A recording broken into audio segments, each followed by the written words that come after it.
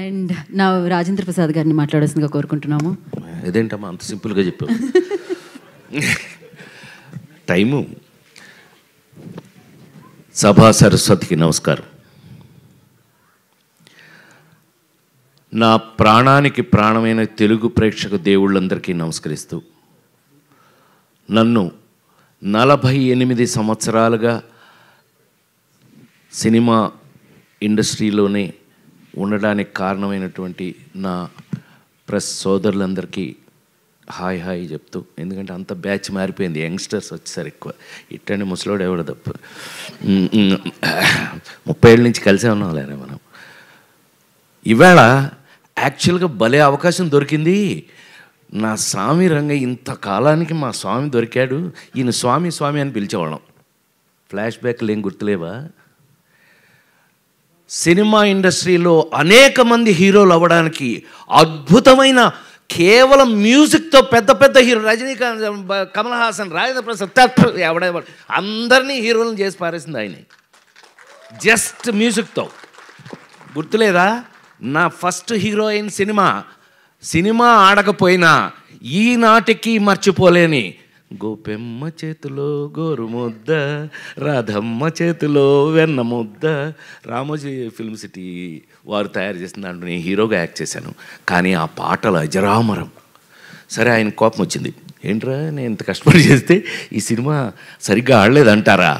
Next ఏం cinema చేశాను చెప్పండి, దమ్ముంటే చెప్పండి. Thank you very much. ఇంకెవరు లేడీ ఏంటారు అనుకున్నా, అంత కుర్రలేనేమో అనుకున్నా. Ladies tailor.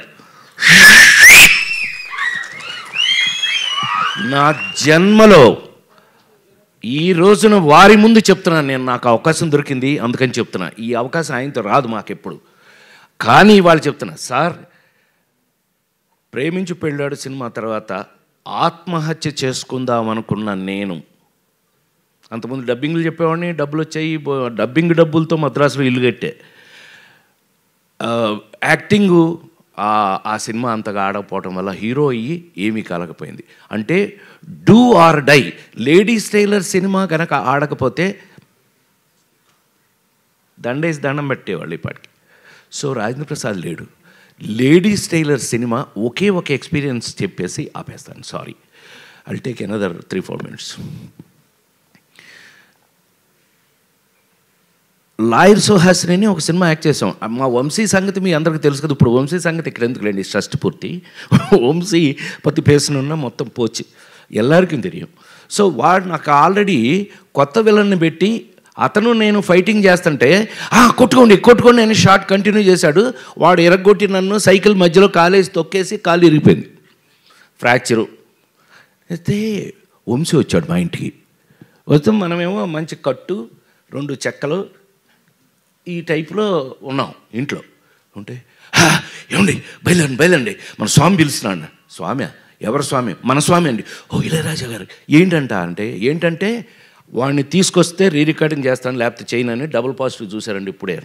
Ladies tailor double positive చూశారు. డబుల్ పాజిటివ్ అంటే రీ రికార్డింగ్ చేసే ముందు వర్షను. అదేంటి అని అన్నా, వాడిని తీసుకురా లేకపోతే నేను రీ రికార్డింగ్ చేయను అన్నారు. నన్ను ఈ స్టేజ్లో నేను రానిపోవాలన్నా, బాబు నీకు దండం పెడతాను, ఆయన అక్కడ రీ రికార్డింగ్ చేయడానికి లేడీస్ టైలర్ రెడీగా ఉన్నారు, మీరు రాలేదనుకోండి సచ్చింది గొర్రె. ప్రసాద్ ల్యాబ్లో అలా కూర్చోవటమే నా పని అయిపోయింది. పైగా ఆ సినిమా ఎంతో కష్టపడి చేసాం, లేడీస్ టైలర్ సినిమాని. సో అవన్నీ ఈ పీత కష్టాలు పీత అన్నట్టు సరే తిట్టుకుని షార్ట్స్ ఉన్నాయి అయినా పర్లేదని ఆయన పిలిచారు అని చెప్పి ఆ స్ట్రెచ్తో నేను అక్కడికి వెళ్తే స్వామి థియేటర్ బయట నిలబడి ఉన్నారు ఇలాగే. అప్పుడు ఇంతే ఇప్పుడు ఇంతే, తెల్ల మల్లెపూలాగానే ఉంటాడు కానీ ఇలా నిలబడి ఉంటే నేను అందులోంచి కారు, ఏమైందిరా అన్నాడు. ఆయనకి ఎంత ప్రేమ నా మీద యాక్టర్గా వచ్చింది అని అంటే రా అన్నాడు ఆయన. ఏమైందిరా? వీడే ఎరగొట్టాడన్న వంశీని చూపించి. ఎందుకురా ఎరగొట్టాడంటే షార్ట్లో ఏదో జరిగింది అందుకనే. ఎరా నువ్వు అంత బాగా యాక్ట్ చేస్తావా? నేను ఇప్పుడు రీ రికార్డింగ్ చేస్తాను, నీ యాక్టింగ్గా నా రీ రికార్డింగ్గా తేల్చుకుందాం మన ఇద్దరం అని చెప్పి థియేటర్ లోపల సార్ வாழ்க்கையில మరక మాటే నాను వెనక ఒక స్టూల్ పోట్టి నాకు ఒక స్టూల్ వేసి ఆ ఎదురుగా ఉన్న మ్యూజిక్ బోర్డు ఎదురుగా స్టూల్ వేసి సోఫాలో కూర్చో ఇక్కడ అని చెప్పి కాలు దాని మీద పెట్టించి 3 రోజుల పాటు లేడీ స్టైల్ రికార్డింగ్ చేశారు సార్. అది ఆ సినిమా అప్పటికీ ఇప్పటికీ ఎప్పటికీ మీ అందరి సంఖలో ఇళ్లల్లో అన్నిటిలోనూ ఉంది. ఆ రోజుల నుంచి తెలుగు సినిమాలో మీకు అందరికీ బాగా తెలుసు, నాతో పాటు చిరంజీవి గారి సినిమాలకు కూడా ఆయన తెలుగులో మీకు ఎన్ని సూపర్ డూపర్ హిట్లు మీకు తెలుసు. అలాంటి మా స్వామి ఇంతకాలానికి మళ్ళీ షష్ఠి పూర్తి, నాకే షష్ఠి పూర్తి, నేను షష్ఠి పూర్తి నిజ జీవితంలో మెల్లిగా ఎస్కేప్ అయ్యా. 60 అప్పుడు తప్పించుకున్నా, ఎవరికి దొరకకుండా. నాకు అడిగి వెళ్ళదు సార్ 60 అప్పుడు నో షష్ఠి పూర్తి, నాకు షష్ఠి పూర్తి అంటారా పొర నన్ను మా అబ్బాయిలు అడిగితే. చివరికి చూస్తే ఏంటంటే ఈ పవను ఈ రూపేష్ వీళ్ళు నన్ను వదల. చివరికి తెలుగు సంస్కృతి సంప్రదాయాలు ఉట్టిపడేటట్టుగా అద్భుతంగా కీరవాణి గారు పాట రాశారంటే మీకు అర్థమైపోవట్లే ఆ సినిమా ఎట్లా ఉంటుందని. ఎంత ఆశ్చర్యం వేసింది మాకు ఆయన తీసుకెళ్ళి. ఆయన మీకు కీరవాణి గారికి మాకు ఉన్న అటాచ్మెంట్ ఏంటో తెలుసా? ఆయన 100వ సినిమా నా సొంత సినిమా. బాపు గారితో తీసిన రాంబంటి సినిమాకి నేను అనుకోకుండా వెళ్ళి, ఏమండి మీరు నాకు మహా ఇష్టం తెలుసు కదా, కేవి మహాదేవన్ గారు ఇళయరాజా గారు ఈజ్ ఈక్వల్ టు కీరవాణి గారు.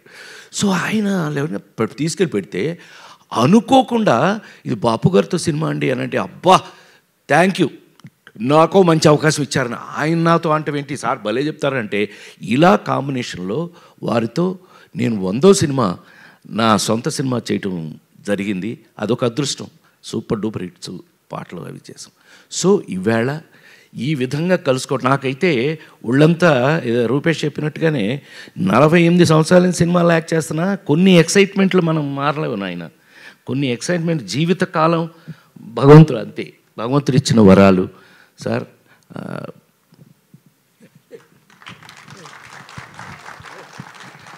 నిజంగా ఆయన ఎంత బాగా నా సినిమా అనేటప్పటికల్లా చెట్టు కింద ప్లేటర్లు మీరు ఎన్నో చూశారు, ఇంకా నేను ఇప్పుడు దాని గురించి చెప్పాల్సిన అవసరం లేదు. అలాంటిది ఇంతకాలానికి షష్ఠి పూర్తి అనే ఒక చక్కటి కథతో నాలాంటి ఇంతకాలం సినిమా ఇండస్ట్రీలో మీ అందరి ఎదురుగా 40 ఏళ్ళ నుంచి కూడా 287 సినిమాలు యాక్ట్ చేసిన నన్ను ఒక షష్ఠి పూర్తిలో ఒక అద్భుతమైన పాత్రతో పవన్ చక్కగా రాసి దాన్ని అద్భుతంగా తీసి ఇవాళ హైలైట్ ఆఫ్ ఇట్.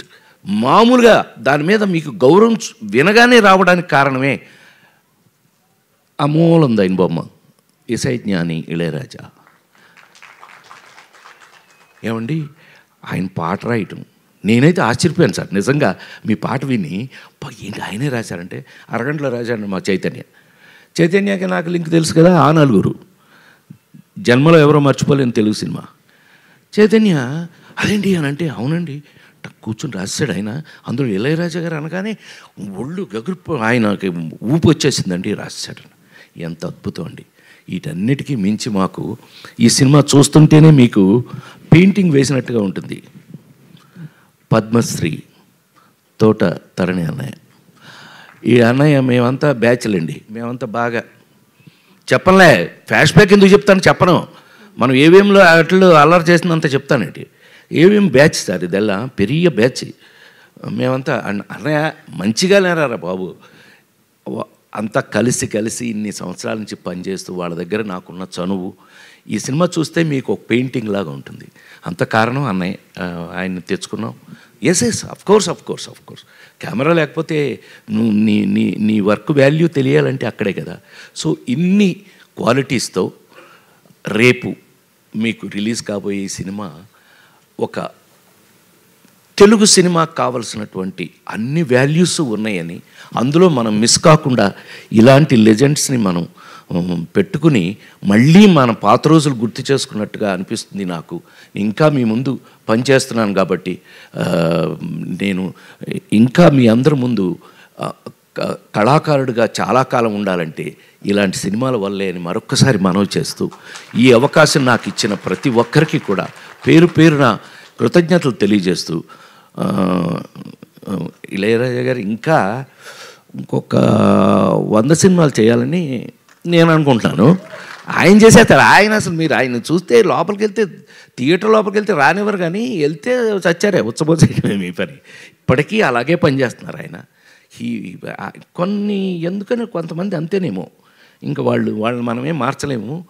వారితో ఇంకా పనిచేయటం, ఇంకా ముందు కూడా పనిచేస్తానని మరొక్కసారి నేను ఆ భగవంతుని ప్రార్థిస్తూ, ఈ అవకాశానికి డెఫినెట్గా ఈ సినిమాని మీరు చూడండి. మీకు కావలసిన, మా అమ్మాయి చెప్పినట్టుగా, మీకు కావలసిన అన్ని విషయాలు ఇందులో ఉన్నాయి. సెంటిమెంట్, తెలుగుతనం, తెలుగు మళ్ళీ ఒక మంచి సినిమా, తెలుగు సినిమా చూసామన్న ఫీలింగ్ మీకు కలుగుతుందని మరొక్కసారి మనవి చేస్తూ సెలవు తీసుకున్నాను. నమస్కారం. థ్యాంక్ యూ రాజేంద్ర ప్రసాద్ గారు, థ్యాంక్ యూ సో మచ్.